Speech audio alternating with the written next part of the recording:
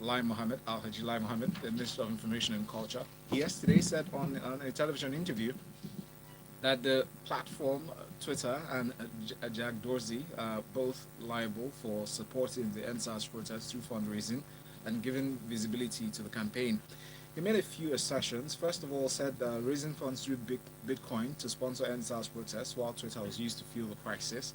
And then he said if you ask people to donate money via Bitcoin for NSAS protests, then you're vicariously liable for whatever the outcome is. He mentioned the losses incurred. He said 37 policemen were lost or died, 6 soldiers, 57 civilians. My question: what are their names? Can their names be published? Would you subscribe to this? And what are your thoughts generally? Well, it's the, how do we call it, the ongoing Twitter war that is playing out between Twitter, the organization global, and the federal government of Nigeria, led by the Minister of Information, Lai Mohammed.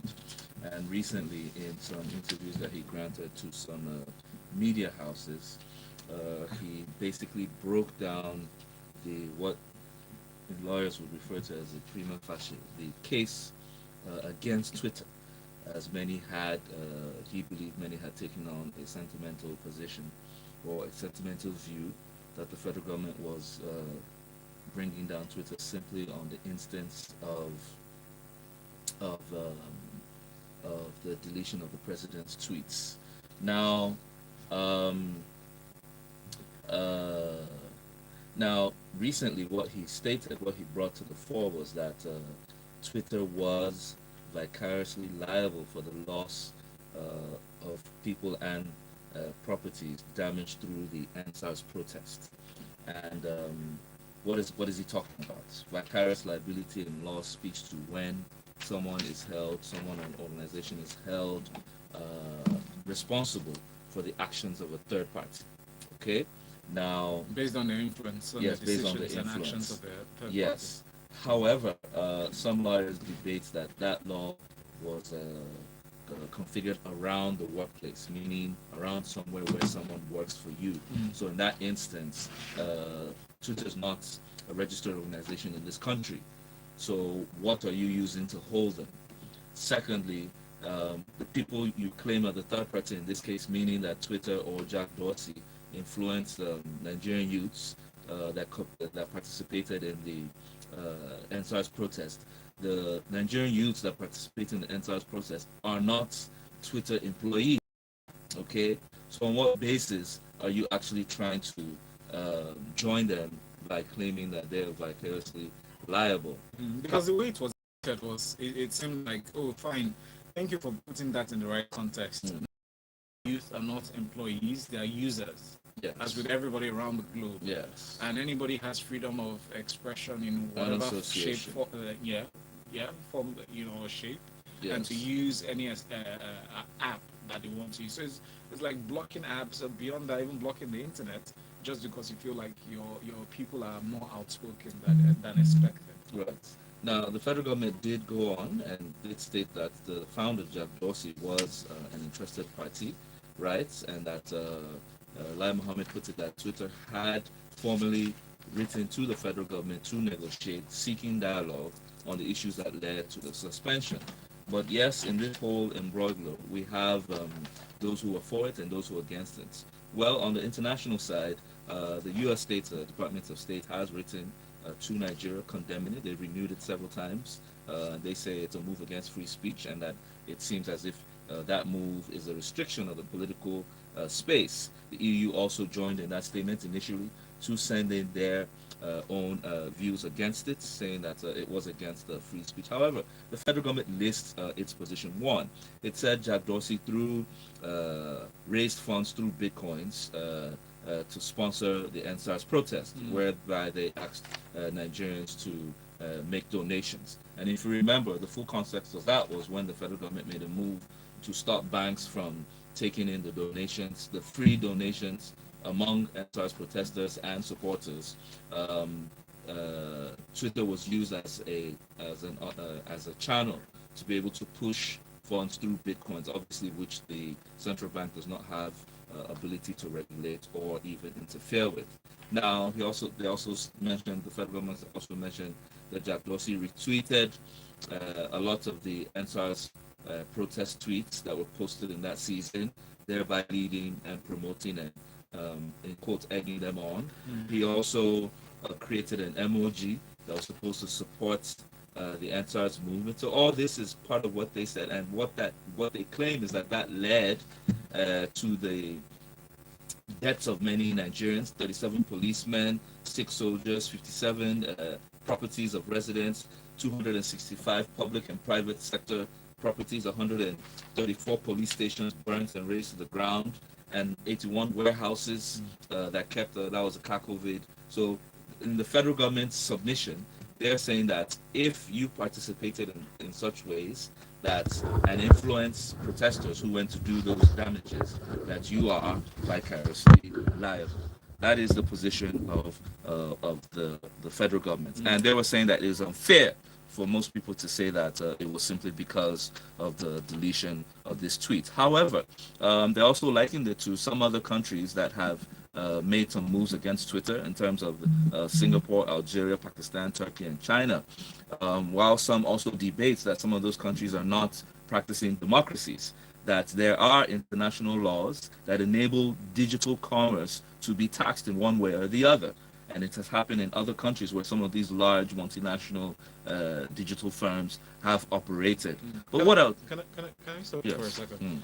Let's use content to analyze these things, and without intelligence as well and objectivity. Why wait till Twitter removes the president's tweets to react in such a way and then pull back the blame for NSAS protests? Why wasn't this action taken if it was really because you think Twitter as a was trying to destabilize the country? Exactly. Was trying at the time. It took you all these months since October 20 of 2020 to actually go after Jack Dorsey or make this statement. Why is it so convenient now? Why is nobody talking about how governments actually play their part in sending forces to those locations? Even making Why isn't nobody complaints? talking about the thugs that took advantage of these protests, that were carried in vans and vehicles that were marked as government vehicles and dropped at strategic locations to hijack this protest? Why isn't anybody talking about this? You know, there are many questions that many people can poke holes into the federal government's position. And what I would say is that the federal government, before I make that statement, the NBA also, I think they also came on it because the courts were locked down.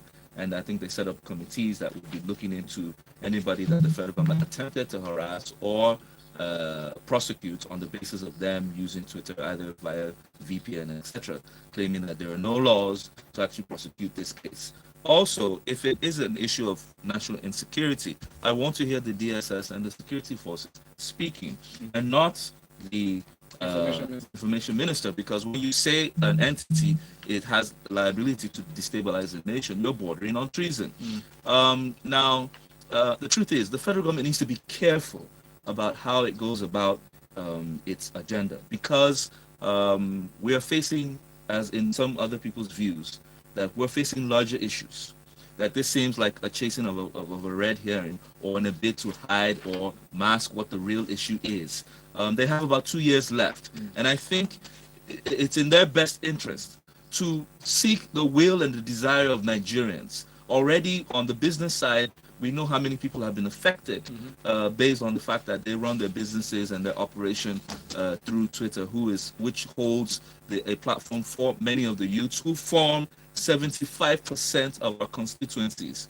So I think all these things are going to be borne in mind, and APC needs to be wary of this come 2023. That's what we'll say for now, but the war rages on. I think I sent in a message here. It says on WhatsApp, I think there needs to be a public discourse on the Twitter matter. We, the rest of the government, at the National Stadium, no police presence, and there will be police no guns, please. I'd like to say some things to Uncle Lai. Jerry here says, good morning. Did anyone die during the NSAS protest? I thought the government had been denying that all along, apparently. You recall that, right? Thank you, Jerry, for bringing that to mind. MI from Akoka says, this disingenuous argument will never be funny. They first failed in trying to lump peaceful protesters together with the violent actions. Your response is to attempt to criminalize anyone who gave them the platform to amplify their voices. is one of the disasters of allowing those who don't know jack about governance get into power. A cool vicarious liability. Thank you, MI, for the nice play on words as usual. Someone from Lekki says, Hadilai Mohammed seems to have forgotten the reason for the NSAS and is also aware that the protests were peaceful until we saw government vehicles conveying touts to disrupt the protests. Let's not forget that Twitter was also used during the Bring Back Our Girls, which helped them, that's us, or rather, helped them win the 2015 elections. Joseph May from Silver State says, hello, Valentine and analyst Debo. Please, why federal governments play the alpha and omega in issues that they are major corporates accusing Twitter? Was the NSAS protest going on smoothly for 3 weeks until the government used their agents, infiltrated the system, and then caused mayhem? Likewise, deafening silence they give during sensitive matters. May God heal our land. Thank you, Joseph. Tyler says, if only these governments working overtime like they are with Twitter, perhaps Nigeria will get better. All of a sudden, they realize the blame with figures and facts. Kenneth says, the way the information minister is behaving is not good for his children and grandchildren. Or how can an old... Okay, no disparaging remarks, Kenneth. Thank you. Just send your point straight up. Taj says, the truth is there is no way of doing the wrong thing. We cannot turn our eyes away from matters before us. There was a platform that fueled some of the issues that drove some of the fake news that made the protest more volatile. There has to be a midpoint. And also from Abuleba says, please tell me how Jack Dorsey is responsible for the loss of lives during NSAS. Did he tell them to carry guns and allegedly command the army who killed the protesters at Lekki? Or did he tell the government to lie to the people? It's 10 questions. Valentine, for those questions. Thank you. So thank you. Well, thank you. Thank you very much for that. Let's get to this next story now. The real estate governor, Chief Nyesom Wike, says it is unconstitutional for President Muhammadu Buhari to shift the power of securing the lives and property of Nigerians to state governors. Recall in his speech on Saturday, he actually mentioned the governors in speech, saying that they are the chief security officers of their states and hence should be liable for protecting their states. But in his response, he's saying, first, Mr. President, you are the commander-in-chief of the armed forces of the Federal Republic of Nigeria.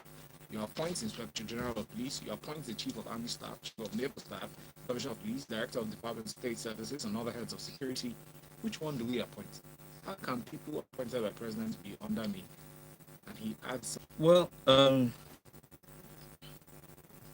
it's not coming again, please. River State Governor Nyesom Wike says the federal government or the president shouldn't hold the governors to account in terms of security in the states. That's his responsibility as chief commander-in-chief of the armed forces of the Federal Republic. Well, the headline here from the Wike to Buhari: don't transfer role of security to governors. May I repeat my opening liner? Who's the boss? Now, Wike was speaking at one of his usual commissionings of his projects. It seems as if that is his favorite pastime now, to be commissioning projects in the presence of both party and opposition members. However, in this location where he's doing something. Yes, he's doing something. However, in this, did I hear someone just say unlike others? Oh, sorry. Okay, back to the story. Now, in this place where they were commissioned to the federal government in the person of the president, and we will quote him at some instance that the president could not abdicate or transfer his responsibility for security that he was in charge of, not the governors, not the respective governors. Now, what he said in quotes was, Mr. President, you are the commander-in-chief of the armed forces of the Federal Republic of Nigeria. You appoint the Inspector General, that's the IG of Police. You appoint the Chief of Army Staff, the Chief of Naval Staff, the Commissioner of Police, the Director of Departmental of State Services, that's the DSS, and other heads of security. Which one? And I'm reading this so that people understand the firm logic that was put forward. Secondly, he said, it's not only to borrow money for Nigeria that you're in charge. You must also be in charge of other things, including security. Who signed Order 10? Is it the governors? Is it not when things are going bad concerning security and you say you're not in charge and it becomes the governor's So let's responsibility? talk about End of responsibility. quotes. Yes. Yes. In terms of his statements, I mean, to the point he made, what are the implications and how should the state governors respond to the president? Because he's passing the buck to them. Who's passing the ball? The president. Yes, when the president said this, I don't know whether he said that consciously or unconsciously. I'm not trying to make an excuse for him. It was a presidential address. Why won't he? I understand. Unconscious However, the president has made a lot of gaffes, a lot of statements that don't hold factual or legal position, and I'll get to that as to why he couldn't have even made that statement. And it was a big gaffe on his part in this instance because what he has given opportunity is a schooling in leadership. And Now Weekend went on and admonished the APC to deliver on their mandate and their promises, or if they can't, they need to own it publicly instead of trying in a way by style, as in the president's statement, by saying governors are in charge of the security. Now, what was I referring to? Why the president couldn't have even have passed the ball is because there's a law guiding who is in charge. There's a structure, there's a security architecture in place. Most times we hear these statements that say, oh, the governors of the chief security officers of their states. Literally, that statement is a metaphor. It's not true. It's a play on words. Yes, because the governors do not have authority over these security forces. No, they do. No, they don't. No, they do. Because when I'm saying security forces, we're being subjective here. They have authority over the commissioners of police in their states. No, they don't. And in terms of that, okay. Let me explain why. Yeah. Under the security architecture, the president, I mean, the governors can instruct the police to do things, okay?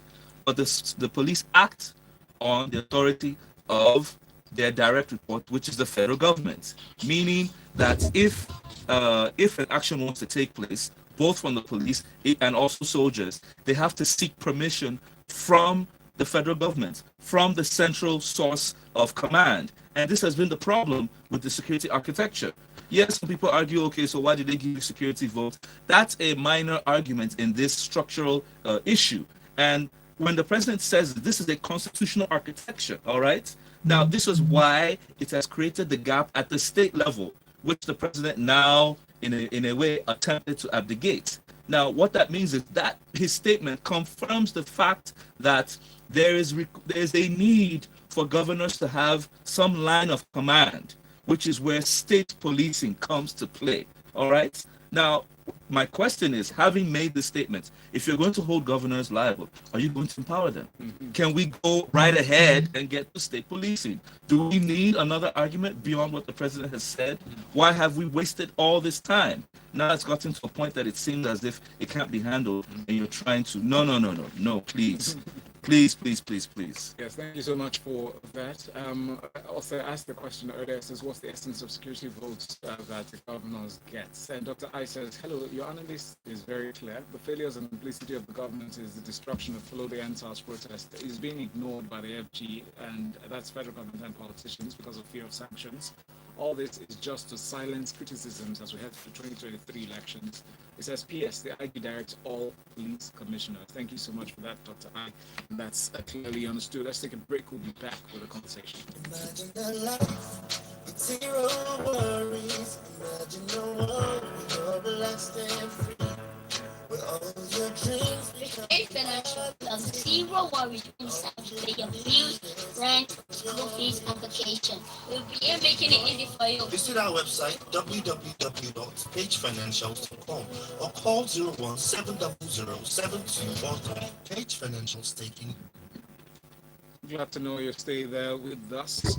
8 minutes before 8 o'clock, we're going through the headline stories this morning together with Freshly Pressed 91. Devo Correa is my analyst. Good morning, Devo. Thank you so much for your comments for the last story, rather, a week to Buhari, don't transfer role of security to governors.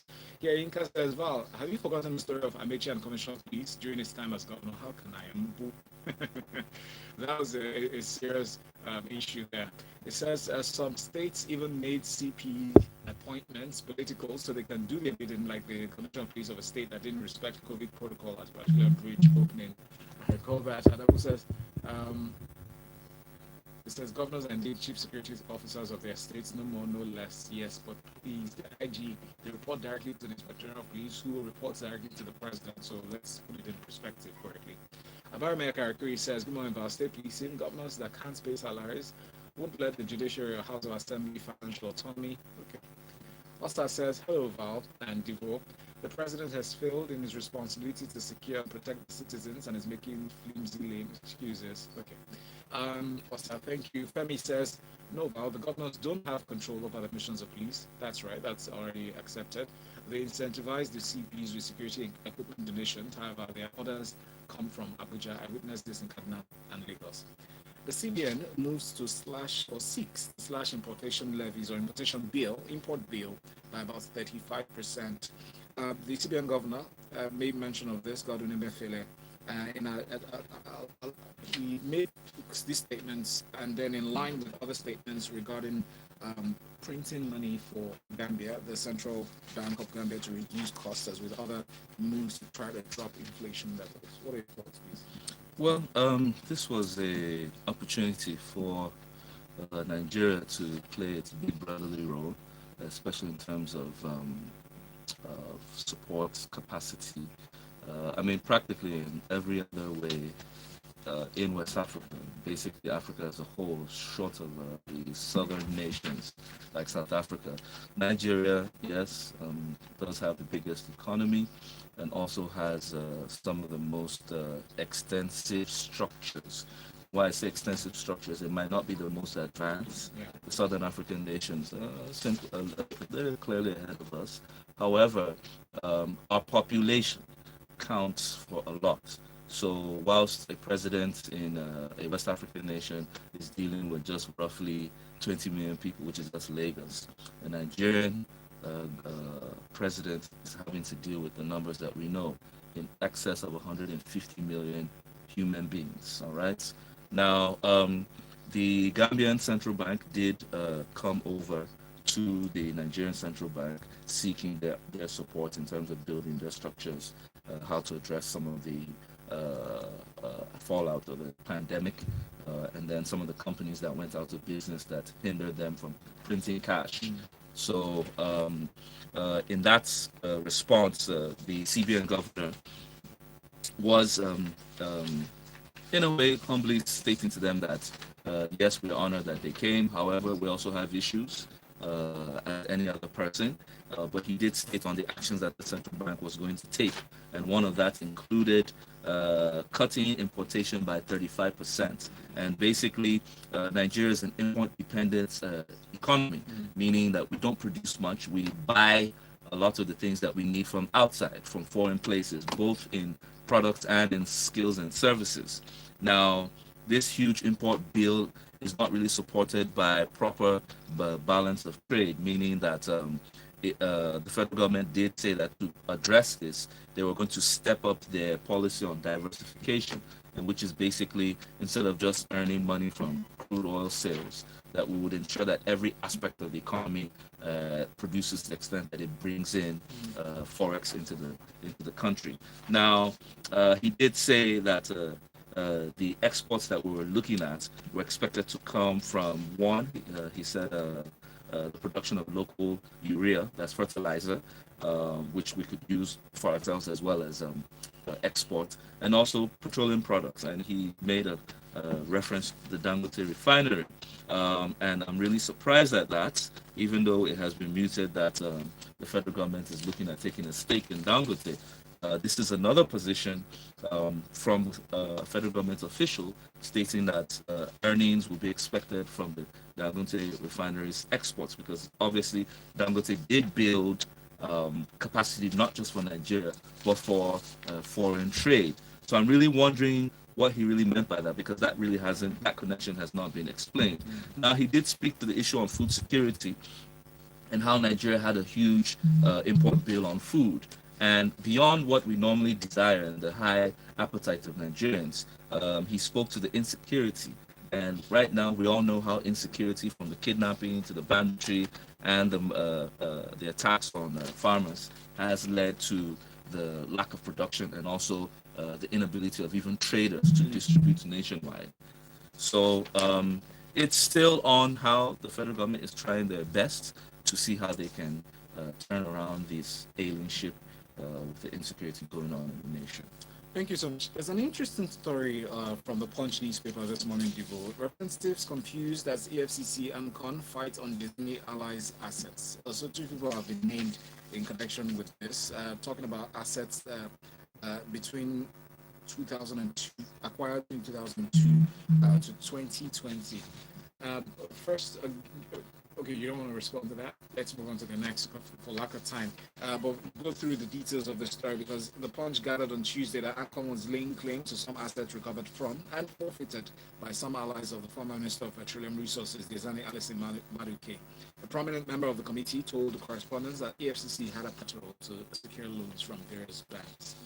If you also go through some of the headlines this morning, you would see where the EFCC boss has said and mentioned, amongst other things, that he's been facing death threats and also named the minister, actually mentioned that the minister had siphoned funds. Yes, what I would add to that is that if the House Committee on Oversight had been doing their job and kept their own records, this wouldn't arise.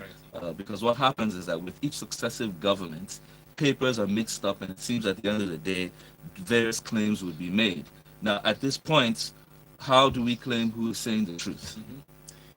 The World Bank says 7 million Nigerians dropped below poverty line in 2020, according to Daily Times. Just days after the president said we lifted, or the federal government lifted 10 million Nigerians above poverty line. Your thoughts, please? No. The federal government couldn't have said that where. But the truth is, the federal government has kept these statistics of the economics and the demographics within the nation. And they say with the new inflationary trend, which has affected in high food prices nationwide for a long time since last year, that those actions have pushed about 7 million more Nigerians below the poverty line. Now, when you push people into the poverty line, just know that those who were on the poverty line before are going into what they refer to as extreme poverty. And I take time to explain this because sometimes when we say poverty, some people just say, I don't get money. If you don't have money, hide your face. No. There are realities to this position. And the poverty line speaks to the inability of an individual to afford a meal a day. Or, as some would say, I would say 100 naira. Some claim it's $1 a day, which is the global ratio. Dollar, let's take it at about 500 naira. But let's even bring it in Nigerian terms. 100 naira per day. It was during the lockdown that Nigerians witnessed, or some who decided to face reality, that some Nigerians could not afford a meal a day. That 100 naira, they would stretch it for 3 to 4 days. Some would go 3 to 4 days without food. This is true for Nigerians, and this was affected with the the COVID warehouse impounding. Especially remember the case of Jos, where that image looked like ants, but they were human beings all impounding a building. Now, with the high food prices, many can't even afford meats that they used to eat usually.